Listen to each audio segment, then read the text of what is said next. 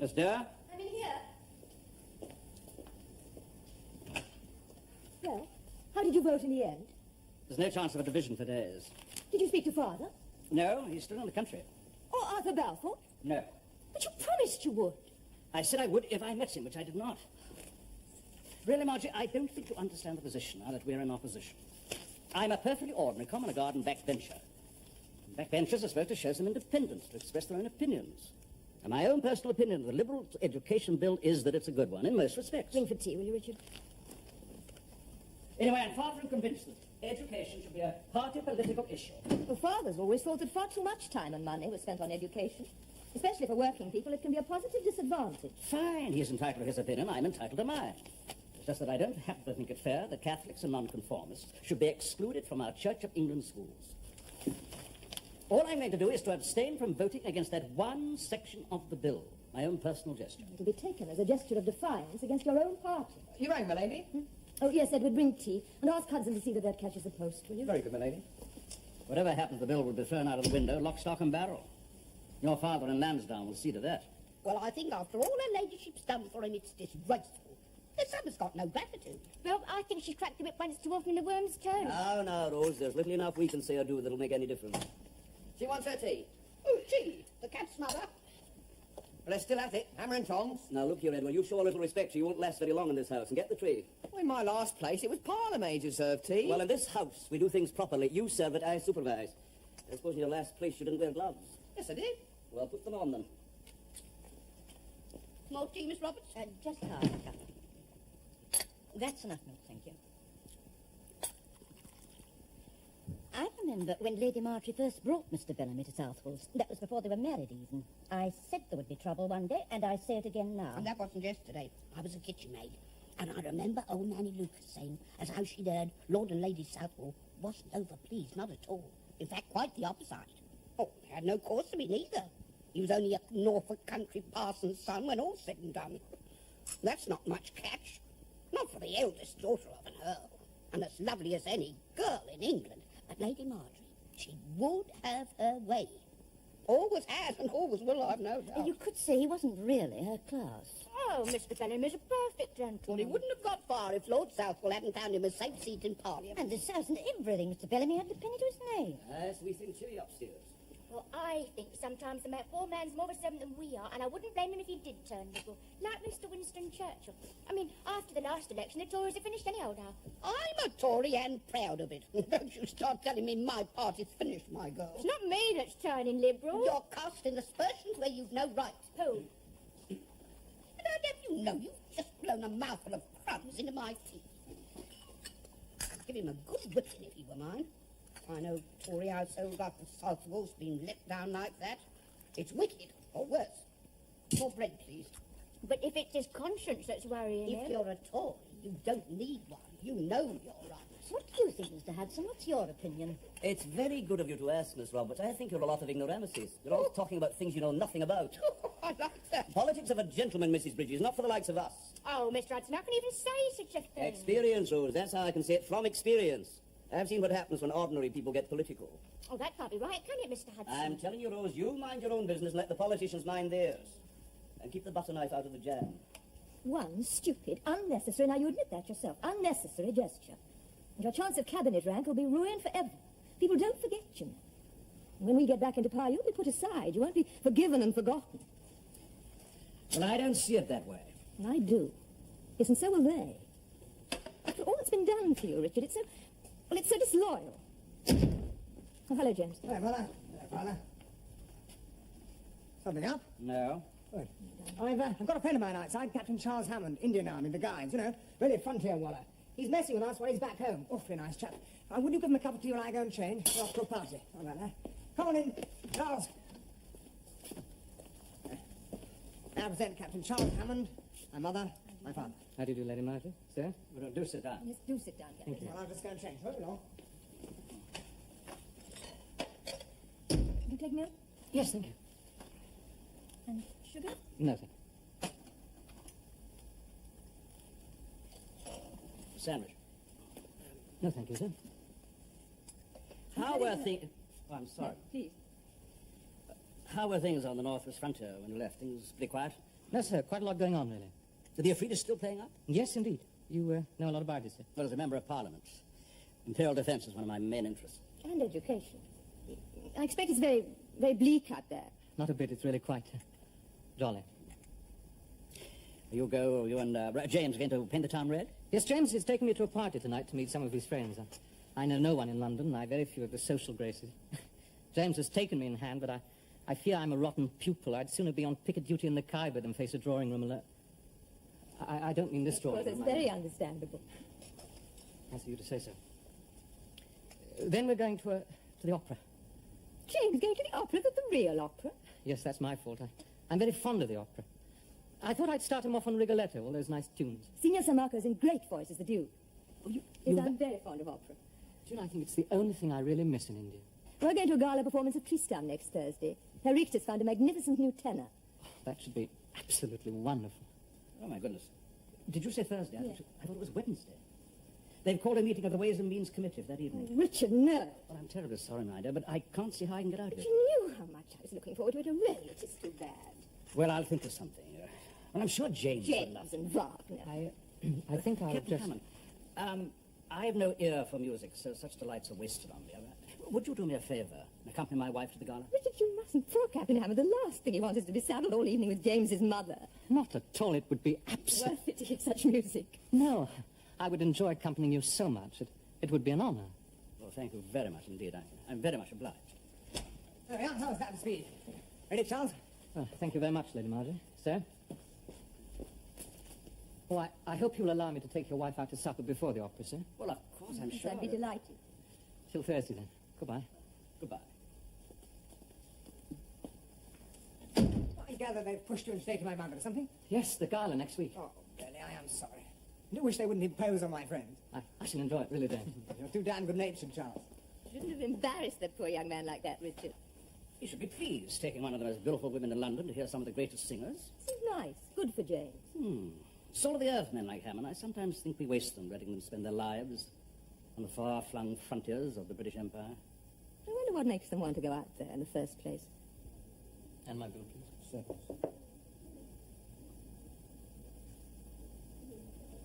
Your mother must have been a wonderful person.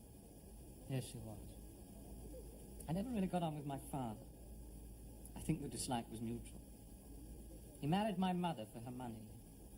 He even boasted about it. Her father was a Worcestershire ironmaster. When I was at Oxford, my father took up with a high-born harlot he met out hunting. My mother went to Florence, where she died. It was then that I decided to escape to India. Don't blame you. Oh, I don't really approve of nepotism, but I had a couple of relations high in the Indian service, and I pulled every string in sight. And you found happiness. Yes. Well, at least every day I spend here makes me want to be back there more. Is it dangerous? The frontier, each step is on the brink of eternity. The brink of eternity. The men in my regiment are second to none. They love a scrap. It's the breath of life to them. What sort of men? The towns. Oh, you might think them a quarrelsome lot of cattle thieves, but they're very loyal, hospitable and brave. They smile and look you straight in the eye, and they'd die to save your life. I should imagine the women have a thin time of it. Oh, I don't know. They make ideal wives, never seen or heard, dedicated to cooking, cutting grass, carrying wood. And what are you doing back here, Captain Hammond? Well, it's too stupid, Lady Marjorie. I'm not allowed to talk about I it. shouldn't have asked. Well, anyway, it's given you a chance to compare your old world with your new. You don't find the old any better than before?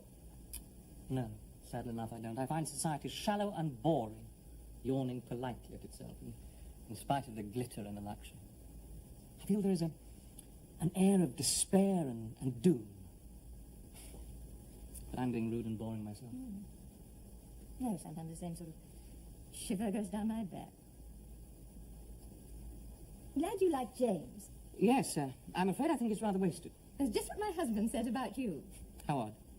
James has many original qualities that I suspect he inherits from his mother. Flatterer.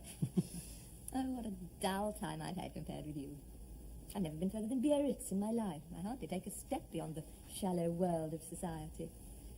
All my life I've been protected, cosseted, wrapped in a cocoon of fondness. But you enjoy it.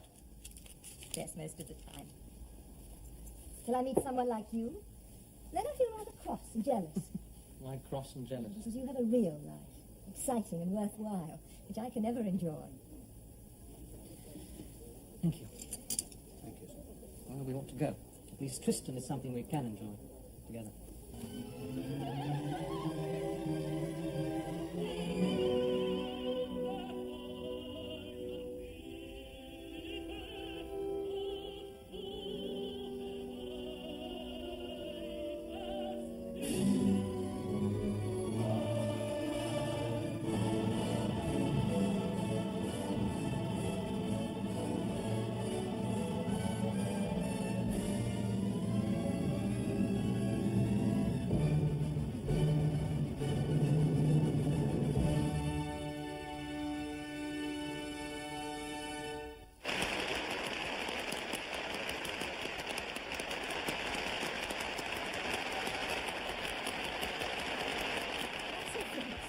Unbelievable.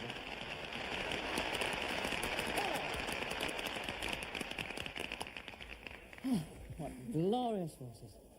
True, clear, cut clean through to the heart. At dawn on the frontier, you can see from Kabul in the west, right round in an arc, across Kashmir to the great Himalayas, blinding gold in the first light of the sun. The nearest 300 miles away. Clean, hard, pure. That's what's good in life. Like the naked blade of a kukri or the cry of a bird. The same that oft times have charmed magic casements, opening on the foam of perilous seas in fairy lands forlorn.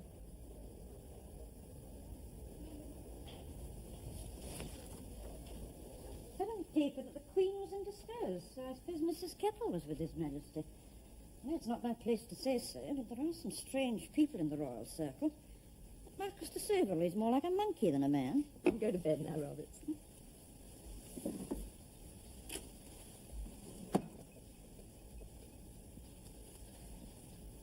Good night, my lady. Night, Roberts.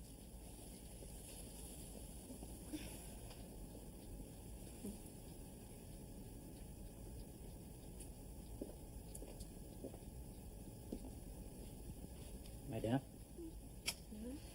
Well, did everything go off all right? It was a lovely evening. Did he come up to your expectations? Seemed a very nice young man. I met the tenor. He was magnificent. Oh, aren't they beautiful, my lady? Will I do them for the drawing room, my lady? No, give them to me, Rose. And take a vase to my bedroom. I'll arrange them myself. Yes, my lady.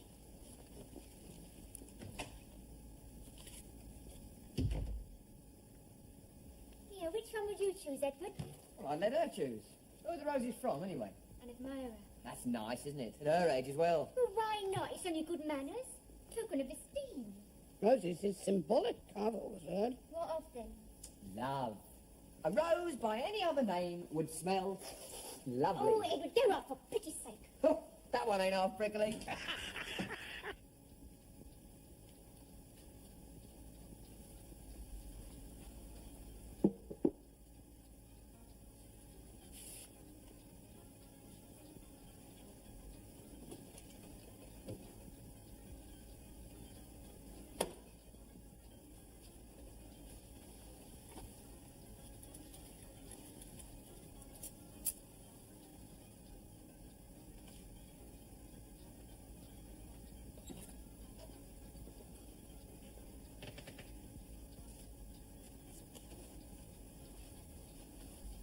Oh, those roses, my lady, they look really, really royal. They say that flowers like that come from the heart. Do they, Robert?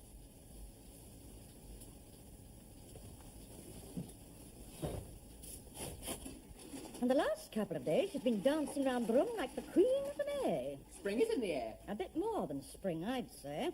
From lady's maid, Miss Roberts. You've got a lot of imagination. Oh, I have I? Well, yesterday she lit the fire with her own hands, didn't she, Rose? Lady Marjorie lit the fire in her boudoir with her own hands. Why shouldn't she then? Well, firstly, it's high summer. She was burning her note. That's what she was doing. A billet do? Yes, so I do it. With these two eyes, just as I came into the room. And you saw there was paper ash on the grate, didn't you, Rose? Well, seeing as how I lay the fire with paper, it don't exactly surprise me. Can I help you, madam? Yes, I was just looking for something for my son. He'd be a young man. Yes. Ah, they like adventure. Yes, but nothing too trashy. What about the Scarlet Pimpernel? An historical romance, very fine. I should do very well, thank you. I'll get it for you, madam. Hello. Captain Hammond, those flowers, it was very kind of you. I'm glad you like them. I think, if I may say so, you've been sent by Providence. I was just trying to dig up that quotation, perilous seas in fairy lands forlorn. It quite escapes me. Keats, Ode to a Nightingale. Of course. This is a volume here. Yes, that's it. Let's see.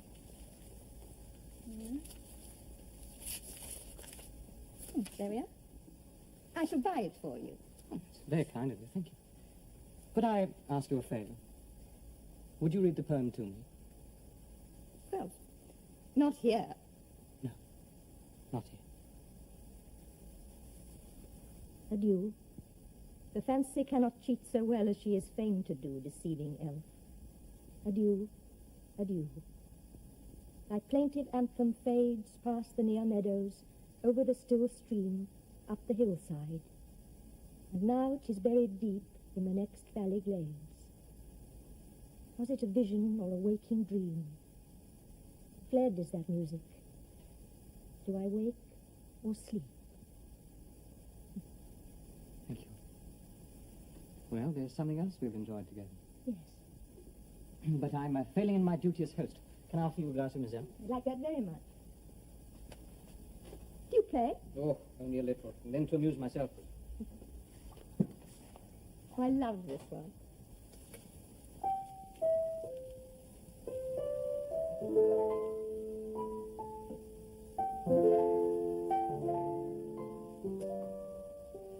Oh, my love is like a melody that sweetly played in tune, as fair heart of a bonny lass, so deep in love am I, and I will always still, my love, till all the seas gang dry, till all the seas gang dry, my dear, till all the seas gang dry, and I will love thee still, my dear, till all the seas gang dry.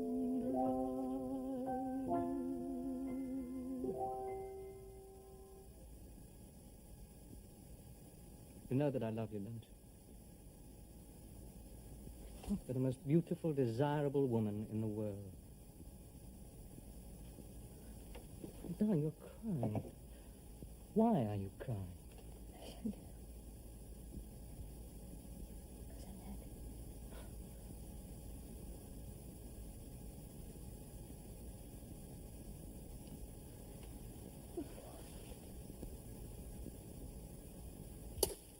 What I did think was a bit funny, the second day running, she's told Pierce she don't need the Daimler and gone off on her own. Now, that's not like Lady Marjorie. She's probably calling. Where was you dragged up? Ladies of quality don't go calling on their own flat feet. At least it's not what we call calling. I was alluding to the other kind of calling. That's what I was. You want to be careful. People who open their mouths too wide can sometimes be heard where there wasn't no meaning. She's not like that. Lady Marjorie wouldn't behave like that. Oh, it's in the blood. Look at Lady Helena, the one they call the Bolter. Well, she was around, wasn't she? Shh. The bolter? That was before your time, Rose. And it's best drawn a veil over. Well, you can't really blame her, can you? I mean, you only live once, and she can't be getting very much from Mr. B.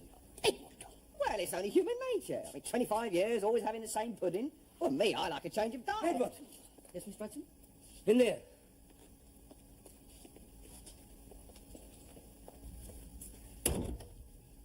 I thought as much. I thought so from your references. 3 weeks only, and then this. Our ladyship didn't want you. It was Mr. Bellamy that asked me to see you. I saw you, didn't I? And what did I tell you then? Oh, lost your tongue, have you? Well, that's not all you'll lose if you get thrown out of here, my lad. Disgusting, vulgar, dirty. Yes, that's what it is, dirty. The ones I heard you use in there have dirtied this whole household. Oh, no, look, Mr. Hudson, it was Miss Roberts. Oh, you're going to tell tales now, are you? I wouldn't put it past you to do anything to save your own dirty skin. Well, for your information, Miss Roberts is Miss Roberts, and you are my footman, and you have let me down.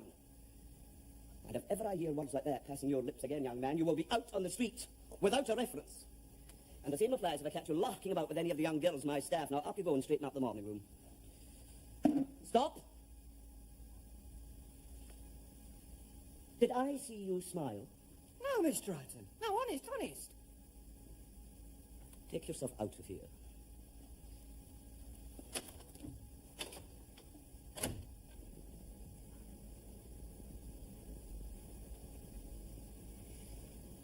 My love.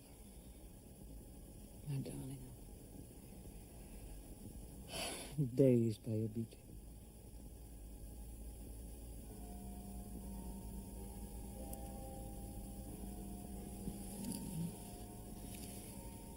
I shall have to go. No. When you're not here, I can't think of anything else but you. The world outside seems so unreal. It's like living in a dull, grey dream. I know. I love you so much. You're the light of my life. Stupid, trite words they are. I wish I was a poet or something. I have a son and daughter who love me. I haven't given back much in return, but I do love them. Not at all in the way that I love you, but very much. They need me, Charles, and I can't abandon them. I suppose you could call it a question of loyalty. So you're going to abandon me? Yes, Charles. Tell me, how are we going to live without each other? We must have the courage to do what we know is right. I have loved you as I've never loved another, never will again. These have been such wonderful days. Yes, the most wonderful days. They're ours for always. Locked away inside us, and only we have the key to open that magic casement. And when things are bad, I'll open mine and I'll look out and see your face, and all my troubles will vanish.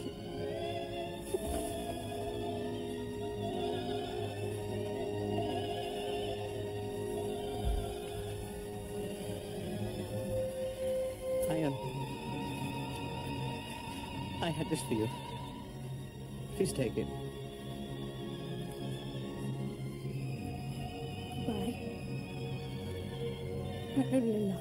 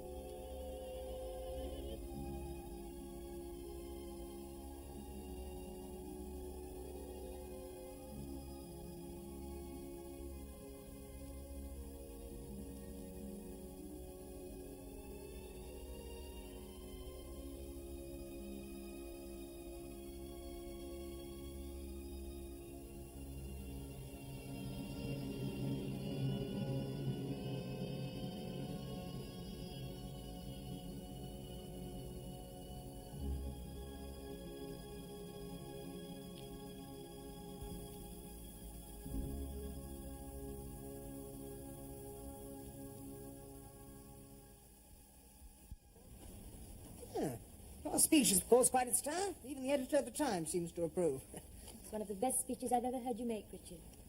I was very proud of your father. You having lunch, huh? Yes. I thought you were going racing. Yes, I was. With Charlie Hammond. The most extraordinary thing, he's vanished into thin air. Without so much as a by your leave. Well, back to India, presumably. No one seems to know why. He's Secret Service chaps move in a mysterious way. Ivor has a story he's been jilted by some girl, but I don't believe it. I mean, can you see Charles with a girl? So frightened he can hardly open his mouth. I'd like to go to the country for a few weeks. Southwold's so lovely this time of year, with all the roses out. And in a few weeks, I'll come and fetch you home. Luncheon is served, my lady. Thank you, Hudson.